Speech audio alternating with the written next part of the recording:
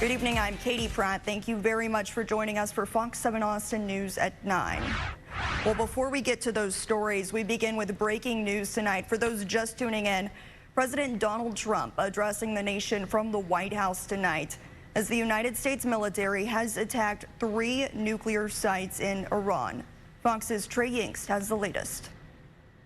Iran's key nuclear enrichment facilities have been completely and totally obliterated. Iran, the bully of the Middle East, must now make peace. This has been the talk of Israel for the past several days as the country waited to see if the Americans would get directly involved in the conflict. And even up in the last few hours, I was talking with current and former sources, trying to get an understanding of when this might happen. And at 1:55 local time, one source said rumors, Trump gave the word, supposed to be happening now. We were working on tracking it down, and the president taking to Truth Social to say the Americans did indeed strike 3 separate Iranian nuclear facilities, including the Fordow nuclear facility deep underground outside of the Iranian capital of Tehran.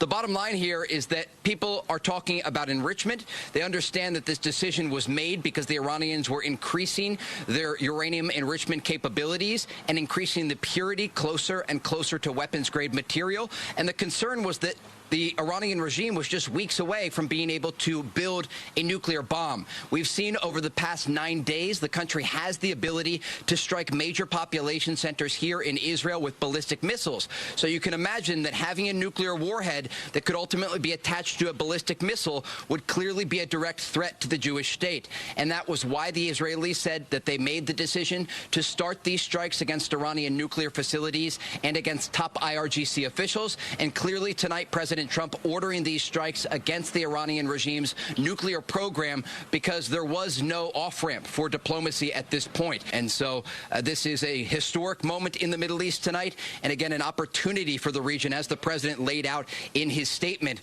for peace in the future, because this is a region that understands peace through strength. We will, of course, continue to follow that story, and that was Trey Yingst reporting from Israel.